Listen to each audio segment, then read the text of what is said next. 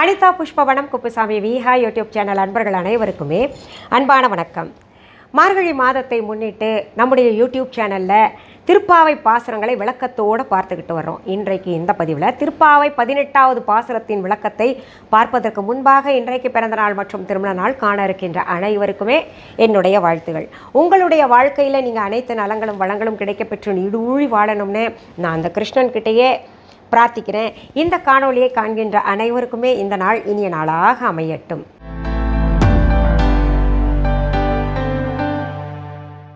நம்முடைய யூடியூப் சேனலில் நான் சொல்கின்ற திருப்பாவை விளக்கங்களை பார்த்துக்கிட்டு வர சிலரெல்லாம் பதிவு நீளமாக இருந்தால் கூட விளக்கம் அருமையாக இருக்குது அப்படின்ற கருத்தை தெரிவிச்சிங்க. என்னென்னா இது நிறைய பேர் பார்த்தா இன்னும் சந்தோஷமாக இருக்கும். இது போன்ற பதிவுகளை, அதாவது ரொம்ப அற்புதமான தமிழ் பாடல்களை கொண்ட பதிவுகள் எல்லாம் விரும்பி பார்க்குறதில்ல. இருந்தால் கூட பார்க்குறவங்களுக்காக, பாராட்டுறவங்களுக்காக தொடர்ந்து இந்த பதிவுகளை கொடுத்துக்கிட்டு இருக்கிறேன்.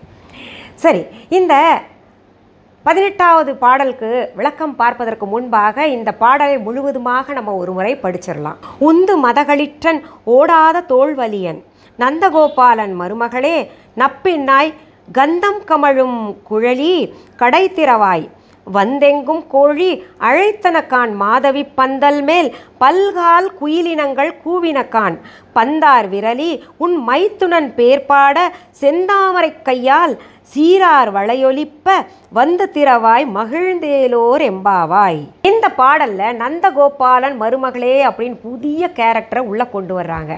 அவங்க யாருன்னு நம்ம பார்க்கலாம். கடந்த பாடல்ல மாமனாராக மாமியாராக வரப்போகின்ற நந்தகோபரை, யசோதையை, பலராமரை எல்லாத்தையும் எழுப்புறாங்க. இந்த 18வது பாசுரத்திலையும் அதன் தொடர்ச்சியாக மீண்டும் எழுப்புறாங்க. யார் எழுப்புறாங்கன்னு பார்த்தீங்கன்னா நந்தகோபாலனின் மருமகளை. எப்படி பாடல் ஆரம்பிக்கிறாங்க? உந்து மதகளிற்றன் ஓடாத தோல்வலியன் நந்தகோபாலன் மருமகளே அப்படின்றாங்க. எடுத்த உடனே நந்தகோபாலன் மருமகளேன்னு பாடியிருக்கலாம்ல, அப்படி பாடலை. மாமனாருடைய புகழை சொல்லிட்டு அப்புறம் இப்பேற்பட்ட நந்தகோபாலனின் மருமகளே அப்படின்றாங்க. எப்படி சொல்கிறாங்க? உந்து மதகளிற்றன். நம்ம என்ன நினச்சிக்கிட்டு இருக்கோம்? ஆயர் குலத்தில், ஆயர் பாடியில் வெறும் மாடுகளை மட்டுமே வளர்த்துக்கிட்டு வர்றாங்க அப்படின்னு நினைக்கிறோம் இல்லையா? ஏற்கனவே நம்ம பார்த்துட்டோம் ஆயர் குலத்தில் இருக்கிற அத்தனை பேருமே செல்வந்தர்கள் அப்படின்னு. அதுலேயும் குறிப்பாக கிருஷ்ணனுடைய தந்தை எப்பேற்பட்டவரா? யானையை வளர்க்கக்கூடிய அளவுக்கு பெரும் செல்வந்தர் அப்படின்றத நமக்கு இங்கே சுட்டி காட்டுறாங்க. யானையை வளர்க்கக்கூடிய அளவுக்கு பெரிய இடம் இருக்கணும் இல்லையா? அத்தனை பெரிய இடத்த வச்சுருக்காரு அப்படின்றது நமக்கு இங்கே உணர்ந்துக்கலாம். அதே போல் பார்த்திங்கன்னா இதில் சொல்லுவாங்க, யானையை வளர்க்கணுன்னா எவ்வளவு இடம் வேணும்? அத்தனை பெரிய இடத்தை கொண்டவராக்கும் இந்த நந்தகோபர் அப்படின்னு சொல்கிறாங்க. அதில் இந்த பொதுவாகவே சொல்லுவாங்க, யானைக்கு தீனி போட்டு மாளாது அப்படிம்பாங்க. நல்லா சாப்பிட்றவங்கள சுட்டி காட்டுவாங்க. இப்படி யானைக்கு தீனி போட்டே நம்மளால் வளர்க்க முடியாது அப்படின்னா யானைகள் பல வளர்த்துக்கிட்டு இருக்காராம் கிருஷ்ணனுடைய தந்தை. அதிலேயும் மத யானையை வளர்க்குறாராம். மத யானைகிட்ட யாராவது போக முடியுமா? போகவே முடியாத பட்சத்தில் அந்த மத யானைகள் எல்லாம் கிருஷ்ணனுடைய தந்தை நந்தகோபரை பார்த்த உடனே அப்படியே அடிபணிஞ்சு போகுதான். அந்த மத யானையை முதற்கொண்டு அந்த யானை கூட்டத்தோடு வளர்த்துக்கிட்டு இருக்காரு அப்படின்றத சொல்கிறாங்க. அடுத்தது சொல்கிறாங்க ஓடாத தோல்வலியன் அப்படின்னு. எங்கே ஓடாத தோல்வலியன்? போர்க்களம் அப்படின்னு வந்துட்டா. அதாவது அந்த ஆயர்பாடிக்கு, அந்த கோகுலத்துக்கு ஏதாவது ஒரு பிரச்சனை அப்படின்னு வந்துட்டா ஓடவே மாட்டார். எத்தனை படைபலம் வந்தால் கூட புறமுதுகு காட்டி ஓடுற வழக்கமில்லாதவர், மிகப்பெரிய தோல் வலிமை உடையவர், எத்தனை பேர் வந்தாலும் ஜெயிக்கக்கூடியவர் அப்படின்றதெல்லாம் இங்கே சுட்டி காட்டுது. இப்படிப்பட்ட நந்தகோபாலனின் மருமகளே. யாரை சொல்கிறாங்க? அடுத்தது நந்தகோபாலனின் மருமகள். அவங்களெல்லாம் போய் எழுப்பிட்டேன், ஒரு பிரயோஜனமும் இல்லை. அப்போது கிருஷ்ணர் நந்தகோபர்கிட்டையும் படுத்துக்கல, யசோதைகிட்டையும் படுத்துக்கல, பலராமர் சகோதரன்கிட்டையும் இல்லை. அப்போ எங்கே இருப்பாங்க? அடுத்தது பார்த்திங்கன்னா கிருஷ்ணனுடைய மனைவி கிட்ட தான் இருப்பாங்க. அங்கே போய் பார்க்கலாம் அப்படின்ற மாதிரி போகிறாங்க. அந்த மனைவி பேர் தான் நப்பின்னை அப்படின்றது. அதனால தான் நப்பின்னாய் அப்படின்னு சொல்கிறாங்க. இந்த நப்பிண்ணை கேரக்டர் எப்படின்றத நான் சொல்லிடுறேன். இது கொஞ்சம் நம்ம ஆழ்ந்து படித்தாதான் யார் என்ன அப்படின்றது புரியும் இல்லையா? அதனால் நான் இங்கே சுட்டி காட்டுறேன்.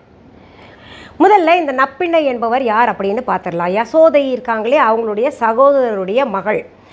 இவளுக்கு திருமண வயது வந்த உடனேயே ஒரு வீரனுக்குத்தான் மனம் முடிக்கணும் அப்படின்னு அறிவிப்பு செய்தார் சகோதரர். வீரன் அப்படின்னு வந்துட்டா கிருஷ்ணன் தானே முன்னணிக்கணும். வேறு யாராவது போய் தோத்துட்டாங்கன்னா அந்த கோகுலத்துக்கே அவப்பெயர் உண்டாகும் இல்லையா? அதனால் இவர் போய் என்ன பரீட்சை எல்லாம் வச்சாங்களோ அதில் வெற்றி பெற்று நப்பிண்ணையை திருமணம் செய்து கொண்டார். அப்போது இங்கே நப்பிண்ணாய் அப்படின்னு குறிப்பிடுறது யாரை? கிருஷ்ணனுடைய மனைவியை. அடுத்தது அந்த நப்பிண்ணையை பாராட்டுறாங்க. அடுத்த 2 வரி என்னன்னு பார்த்துடலாம். அடுத்த 3 வரிகள் நம்ம தொடர்ந்து பார்த்துடலாம். கந்தம் கமழும் குழலி கடை திறவாய் வந்தெங்கும் கோழி அழைத்தனக்கான் மாதவி பந்தல் மேல் பல்கால் குயிலினங்கள் கூவினக்கான். அடுத்தது கந்தம் கமழும் குழலி அப்படின்னு நப்பிண்ணையை பாராட்டி இங்கே பாடுறாங்க. அவங்க சக்களத்தி கண்ணனை இவங்க மணக்க போகிறாங்க. இருந்தால் கூட அவங்கக்கிட்ட முதல்ல பார்த்திங்கன்னா நம்ம எப்போவுமே யார்கிட்ட சரணடையணும்? கண்ணன், அதாவது பகவான் அப்படின்னு இருந்தால் அவங்களுடைய துணைவியார்கிட்ட சரணடையணும். அது கடைசியில் உங்களுக்கு சொல்கிறேன். அதனால் போய் அவங்கக்கிட்ட கதவை தர கண்ணனை நாங்கள் பார்க்கணும், அவரை பாடணும் அப்படின்றதுக்காக நப்பிண்ணை பிராட்டியார்கிட்ட போயிட்டு இவங்க கந்தம் கமழும் குழலி அப்படின்னு பாராட்டுறாங்க. கந்தம் கமழும் குழலி அப்படின்னா இங்கே என்ன பொருள்படுது அப்படின்னு பார்த்தீங்கன்னா, இயற்கையான மனம் கொண்ட கூந்தலை உடையவளே அப்படின்னு பாராட்டி பாடுறாங்க. பொதுவாகவே ஒரு பெண் மலர் சூடினால்தான் அவளுடைய கூந்தலிலே மனம் கிடைக்கும் அப்படின்றது இருக்குது. ஆனால் இந்த பூக்களே இந்த நப்பிண்ணை பிராட்டியின் தலையில் போய் உட்கார்ந்த பின்னாடி தான் நல்ல மனத்தோடு இருக்கான். அந்த மாதிரி பொருள்படுகின்ற மாதிரி இங்கே ஆண்டாள் நாச்சியார் சொல்கிறாங்க. கொஞ்சம் நீ சீக்கிரத்தில் எழுந்திரியுமா? இந்த பாரு, பறவையெல்லாம் வந்து அங்கே கிச்சு கிச்சு கூ கூ அப்படின்னு எல்லாம் கூவிக்கிட்டு இருக்கு. எங்கே பார்த்தாலும் பறவைகள் கூவிக்கிட்டு இருக்கு. கோழி எழுந்து அதனுடைய வேலையை கொக்கரக்கோ அப்படின்னு சொல்லிக்கிட்டு இருக்கு. உங்கள் வீட்டு முற்றத்தில் இருக்கக்கூடிய முல்லை பந்தல் கொடியிலெல்லாம் பறவைகள் உட்கார்ந்துருக்கிறது உனக்கு தெரியலையா? அதுங்க கத்துறது காதில் கேட்கலையா? இன்னும் உறங்கிக்கிட்டு இருக்கிறீங்களே, சீக்கிரத்தில் எழுந்து கதவை திறங்க அப்படின்னு சொல்கிறாங்க. அடுத்த வரிகள் என்னன்னு பார்த்துடலாம். பந்தார் விரலி உன் மைத்துனன் பேர்பாட செந்தாமரை கையால் சீரார் வளையொலிப்ப வந்து திறவாய் மகிழ்ந்தேலோர் எம்பாவாய். பந்தார் விரலி, அதாவது பந்தில் பூக்கட்டி தான் கிருஷ்ணன் கூட நப்பிண்ணை பிராட்டியார் விளையாடுவாங்களாம். ஏன்னா அந்த பந்து நேரடியாக அப்படியே விளையாண்டா இவங்க கைவிரல்களில் பட்டு விடுமோ, வலி ஏற்படுமோ அப்படின்றதுனால பந்தில் பூக்களை சுற்றி, அந்த பூப்பந்துன்னு கூட சொல்லுவாங்க. அந்த ஒரு சிலர் பார்த்திங்கன்னா பூக்களால் அந்த பூவை அப்படியே சுற்றி சுற்றி வச்சா பூக்கடையில் விற்கிறவங்க பார்த்துருப்பீங்க நீங்கள். பூப்பந்தாக இருக்கும் இல்லையா? பந்து மாதிரி உருண்டையாக இருக்கும். அந்த பந்து கொண்டு விளையாடுவாங்களாம். பூப்பந்து வச்சு தான் விளையாடியிருக்காங்க. ஏன்னா கை வலிக்கும் அப்படின்றதுனால. அந்த பூப்பந்து பூவை காட்டிலும் மென்மையான விரல்களை உடையவளே அப்படின்னு இங்கே சொல்கிறாங்க. எவ்வளோ நல்லா இருக்குல்ல? இப்படி மென்மையான விரல்களை உடையவளே உன் மைத்துனன் பேர் பாட. மைத்துனன் அப்படின்றது பார்த்திங்கன்னா கணவரை சொல்கிறது. நம்ம காலப்போக்கில் மைத்துனர் அப்படின்னா கணவருடைய சகோதரர் அப்படின்னு எடுத்துக்கிட்டோம்.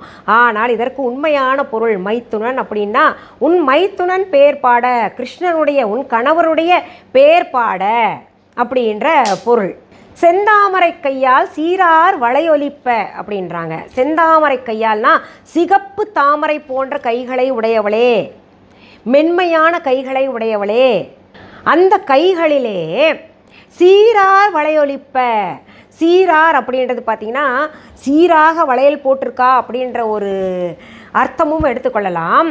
ஆனால் வளையல் சைஸ் அப்படின்னு ஒன்று இருக்கு இல்லையா? நமக்கு பார்த்திங்கன்னா திருமணத்துக்கு முன்னாடி ஒரு சைஸ் இருக்கும், திருமணத்துக்கு பின்னாடி ஒரு சைஸ் இருக்கும், கொஞ்சம் இன்னும் நடு வயது வந்த உடனே அதற்கு ஒரு சைஸ் இருக்கும்.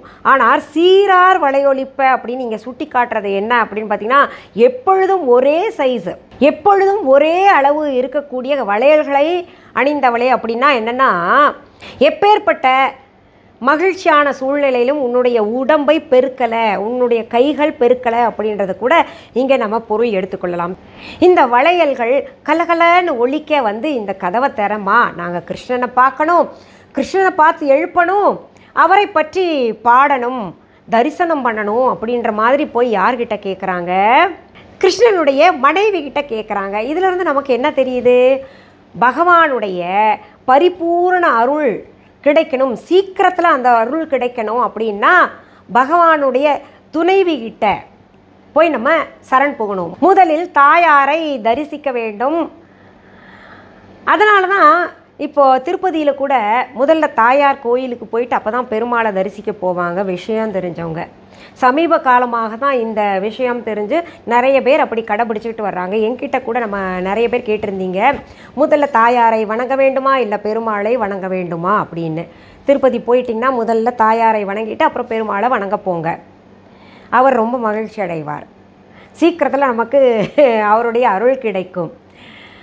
இயல்பாகவே இது நம்ம வாழ்க்கையிலும் நடக்குது பாருங்கள்.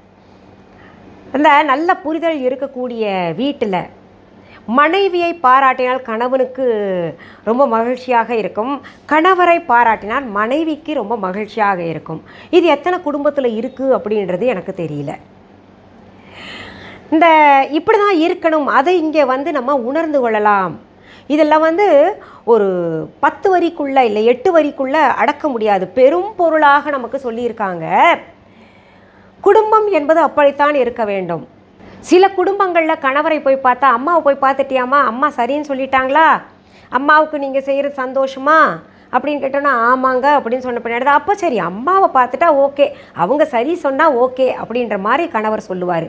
அதே போல் சில மனைவிகள் அவரை பார்த்துட்டிங்களா, அவர் சரின்னு சொல்லிட்டாரா அப்படின்னு. இது எத்தனை குடும்பங்கள் இருக்குதுன்னு பார்த்தீங்கன்னா இந்த காலகட்டத்தில் கிடையாது. என்ன அவரை பார்த்து மட்டும் வணக்கம் சொல்லிட்டாங்க அப்படின்னு மனைவி நினைக்கிறதும் இல்லை, என்ன அது என் மனைவியை பார்த்து எல்லாரும் கூட கும்பிடு போடுறாங்க, நமக்கு அது இல்லையே அப்படின்ற மாதிரி கனவு நினைக்கிறதும் தான் நடந்துக்கிட்டு இருக்கு. போட்டிகள் நடந்துகிட்ருக்கு. அந்த மாதிரி இருக்கக்கூடாது அப்படின்றதுக்கு நமக்கு தெய்வங்களே உதாரணமாக இருந்திருக்காங்க. எந்த கோயில்லையும் போனோம்னா முதல்ல அம்பாள் சன்னதிக்கு தான் நம்ம போகணும். அதற்கு பிறகு தான் அந்த அம்பாளுடைய கணவரை போய் பார்க்கணும், எந்த கோயிலாக இருந்தால் கூட. இந்த பொருளை இந்த பாடலில் நம்ம உணர முடியும். இப்போ இந்த பாடலுடைய மொத்த விளக்கமும் பார்க்கலாம். மத யானையை கூட வளர்க்கின்ற, மத யானை கூட அடிபணிகின்ற போர்க்களம் என்று வந்துவிட்டால் புறமுதுகு காட்டி ஓடாமல் அந்த போர்க்களத்திலே நின்று வெல்லக்கூடிய வலிமையான தோலை உடைய நந்தகோபாலனின் மருமகளான நப்பிண்ணை பிராட்டியை அடுத்தது எழுப்புறாங்க. நப்பிண்ணை பிராட்டியை எப்படி எழுப்புறாங்க அப்படின்னு பார்த்தீங்கன்னா, நல்ல மனமான இயற்கையாகவே, அவர் தேவர் குல பெண் இல்லையா, தெய்வ பெண் இல்லையா, அதனால் நல்ல இயற்கையாகவே மனம் கொண்ட கூந்தலை உடைய நப்பிண்ணையே சீக்கிரத்தில் எழுந்து கதவை திறங்கம்மா, இங்கே பறவைகள் எல்லாம் எழுந்துருச்சு, அங்கே கோழி கூவுது, உங்கள் முற்றத்து பந்தலில் இந்த முல்லை பந்தல் எல்லாம் பாருங்கள் நல்ல மனமாக இருக்குது, அது மேலெல்லாம் பறவைகள் உட்காந்து அவரவர் பாஷையில் பேசிக்கிட்டு இருக்கு.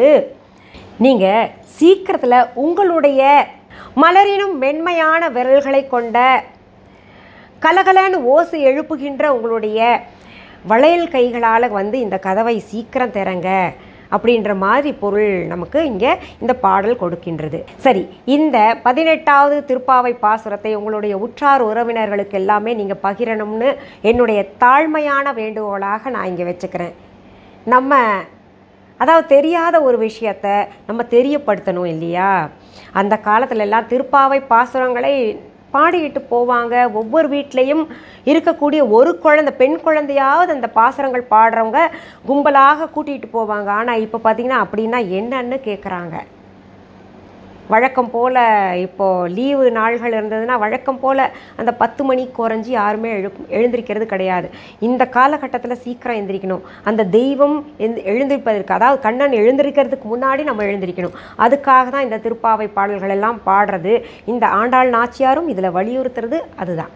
சரி, நம்முடைய யூடியூப் சேனலை இது வரைக்கும் சப்ஸ்கிரைப் பண்ணாதவங்க உடனே சப்ஸ்கிரைப் பண்ணிக்கோங்க. பக்கத்தில் கோயில் மணி போன்ற ஒரு பெல் ஐக்கான் பட்டன் காமிக்கும், அதை தொட்டு விட்டுருங்க. அதில் ஆல் என்கின்ற ஆப்ஷனை தொட்டாதான் நான் தொடர்ந்து போடுகின்ற திருப்பாவை பாசுரங்கள் விளக்க பதிவுகள் எல்லாம் நீங்கள் பார்க்கலாம். இப்போ நம்ம விஹா ஆன்லைன் பற்றி பார்க்கலாமா? விஹா ஆன்லைன் என்பது எங்களுடைய ஆன்லைன் ஷாப். இது புதுசாக பார்க்குறவங்களுக்காக கொடுக்கக்கூடிய செய்தி. இதுவரைக்கும் எங்களுடைய Viha online shopping app download பண்ணாதவங்க உடனே தம்ப்நெயிலில் கொடுக்கப்பட்டிருக்கின்ற விஹா ஆன்லைன் ஸ்பெல்லிங் பார்த்துட்டு உங்களுடைய ப்ளே ஸ்டோர் ஆப் ஸ்டோரில் போயிட்டு டெக்ஸ்ட் பண்ணுங்கள், டவுன்லோட் பண்ணிக்கோங்க. டவுன்லோட் பண்ண பின்னாடி நீங்கள் பார்க்க வேண்டியது மிஸ்ஸஸ் அனிதா குப்புசாமிஸ் விஹா ஆன்லைன் அப்படின்னு பச்சை எழுத்தில் எழுதியிருக்கா அப்படின்றத பாருங்கள். அது எல்லாமே இந்த தம்ப்நெயிலே சிம்பல் முதற்கொண்டு இருக்குது. நீங்கள் டவுன்லோட் பண்ண பின்னாடி என்ன பொருள்கள் வாங்கணும், இல்லை பார்க்கணும், என்ன அப்லோட் பண்ணியிருக்கேன் அப்படின்னு பார்க்கணும், நம்ம விஹா ஆன்லைன் ஷாப்பிங் ஆப்பில் பார்க்கலாம். மேற்கொண்டு பார்த்தீங்கன்னா வெப்சைட்டும் வச்சுருக்கோம். www.viha.online அப்படின்னு டெக்ஸ்ட் பண்ணிவிட்டு அதுலேயும் போய் பார்க்கலாம். பொருள்களை நேரில் பார்த்து வாங்கணும் அப்படின்னு நினைக்கிறவங்களுக்காக சென்னை ராஜா அண்ணாமலைபுரத்தில் விஹா கடையை நடத்திக்கிட்டு வர்றோம். அதற்கான ஃபோன் நம்பர், அட்ரஸ் எல்லாமே இந்த டிஸ்கிரிப்ஷன் பாக்ஸ் ஓப்பன் பண்ணுங்கள். இந்த வீடியோ கீழே இருக்கிற டிஸ்கிரிப்ஷன் பாக்ஸை அதில் ஃபோன் நம்பர், அட்ரஸ் எல்லாம் கொடுக்கப்பட்டு இருக்குது. கூகுள் ரூட் மேப்பும் தரப்பட்டு இருக்குது. அந்த கூகுள் ரூட் மேப்பை நீங்கள் தொட்டிங்கனாலே அந்த ரூட் மேப் அழகாக கைட் பண்ணி எங்கள் கடையில் உங்களை கொண்டு வந்து சேர்த்து விட்டுடும். இல்லைன்னா நீங்கள் அட்ரஸ் எடுத்துகிட்டு நீங்கள் டெக்ஸ்ட் பண்ணுங்கள், விஹா ஷாப் சென்னை ராஜா அண்ணாமலைபுரம் அப்படின்னு டெக்ஸ்ட் பண்ணிங்கன்னா அந்த கூகுள் ரூட் மேப் அழகாக கைட் பண்ணி கொண்டு வந்து எங்கள் கடையில் சேர்த்து விட்டுடும். இதில் மேற்கொண்டு சில தகவல்களை நான் உங்களுக்கு தெரியப்படுத்துகிறேன். எங்களுடைய விஹா கடைக்கான கிளைகள் உங்கள் ஊரில் அல்லது உங்கள் நாட்டில் எங்கேயும் இருக்காது. ஒரே ஒரு விஹா கடை தான் நான் சென்னை ராஜா அண்ணாமலைபுரத்தில் நடத்திக்கிட்டு வரேன். உங்கள் ஊரில் அல்லது உங்கள் நாட்டில் என்னுடைய பெயர், புகைப்படம், ஆடியோ, வீடியோ அல்லது என்னுடைய விஹா சிம்பலை பயன்படுத்தி பொருள்கள் அவங்க ஆப்பில், வேறு ஒரு ஆப்பில் அல்லது வேறு ஒரு வெப்சைட்டில் விற்பனை கொடுத்துக்கிட்டு இருந்தாங்கன்னா அதற்கும் எனக்கும் தொடர்பு கிடையாது. எங்களுடைய பொருள்கள் எங்களுடைய viha.online இ-காமர்ஸ் வெப்சைட் அல்லது விஹா ஆன்லைன் ஷாப்பிங் ஆப் அல்லது விஹா கடையில் மட்டும்தான் கிடைக்கும். வேறு எங்கேயாவது பார்த்தீங்கன்னா அது டூப்ளிகேட், எங்களுடைய டூப்ளிகேட். அந்த மாதிரி சிலர் செஞ்சுக்கிட்டு இருக்காங்க. அதனால தான் தொடர்ந்து ஒவ்வொரு பதிவுலேயும் சொல்லிக்கிட்டு இருக்கிறேன். உங்களுக்கு வேணால் நான் காமிக்கிறேன் பாருங்கள். நான் பேசும் பொழுதே சைடில் அப்படி லேபிள் ஒட்டிட்டு வேறு வெப்சைட்டில் எப்படியெல்லாம் தவறாக பயன்படுத்துகிறாங்கன்றதை உங்களுக்கு காமிக்கிறேன். இதையெல்லாம் நீங்கள் தவிர்க்கணும்னா எங்களுடைய விஹா ஆன்லைன் ஷாப்பிங் ஆப்பை உங்கள் ஃபோன்லேயே டவுன்லோட் பண்ணி வச்சுக்கோங்க. நினச்ச நேரத்தில் பார்க்கலாம், வாங்கலாம். இன்னொரு முக்கியமான தகவல், நாங்கள் இன்டர்நேஷ்னல் டொமஸ்டிக் ஷிப்பிங் எல்லாம் கொடுத்துக்கிட்டு இருக்கோம். நீங்கள் உலகத்தில் எந்த மூலையில் இருந்தாலும் உங்கள் வீடு தேடி எங்களுடைய பொருள்கள் வந்து சேரும். நீங்கள் ஆனால் ஷிப்பிங் சார்ஜ் கட்டணும், குரியர் மூலமாக வரும். சரி, மீண்டும் அடுத்த பதிவில் சந்திக்கலாம். அது வரைக்கும் நன்றி, வணக்கம். அன்பான வாடிக்கையாளர்களே, உங்கள் விஹா ஸ்டோரில் பூஜை பொருட்கள், சிலைகள், ராசிக்கற்கள், வாஸ்து பொருட்கள், விதைகள், பாரம்பரிய அரிசி வகைகள், சிறுதானியங்கள், ஆர்கானிக் பொருட்கள், மூலிகை எண்ணெய், மளிகை பொருட்கள், மரச்செக்கு எண்ணெய், மரப்பொருட்கள், வெள்ளி ஆபரணங்கள், கிஃப்ட் ஆர்டிகல்ஸ், காட்டன் மற்றும் பட்டு புடவைகள், காட்டன் சுடிதார்கள், பட்டு பாவாடை, குழந்தைகளுக்கான விளையாட்டு பொருட்கள், ஹை குவாலிட்டி இமிடேஷன் நகைகள், வீட்டு உபயோக பொருட்கள், ஜூட் பேக்ஸ், ஹேண்ட்மேட் சோப்ஸ், அழகு சாதன பொருட்கள், சிறுதானிய பிஸ்கெட்டுகள், ஹோம் அப்ளையன்சஸ், இன்னும் பற்பல பொருட்கள் விற்பனைக்குள்ளது. விஹா ப்ராடக்ட்களை நீங்கள் வாங்க விரும்பினால் அது எங்களுடைய viha.online வெப்சைட் மற்றும் சென்னை ராஜா அண்ணாமலைபுரத்தில் உள்ள எங்கள் விஹா ஸ்டோரில் மட்டுமே கிடைக்கும் என்பதை தெரிவித்துக் கொள்கிறோம். வேறு எந்த ஆன்லைன் வெப்சைட்களிலும் விஹா ப்ராடக்ட்கள் விற்பனைக்கு கிடையாது என்பதை நீங்கள் கவனத்தில் கொள்ள வேண்டும். எங்கள் விஹா ஸ்டோரின் விலாசத்தை கண்டறிய கூகுள் மேப்ஸில் விஹா ஸ்டோர் என்று டைப் செய்தால் வழியை கண்டறியலாம். www.viha.online வெப்சைட்டிலும் விஹா ஸ்டோரின் அட்ரஸ் உள்ளது.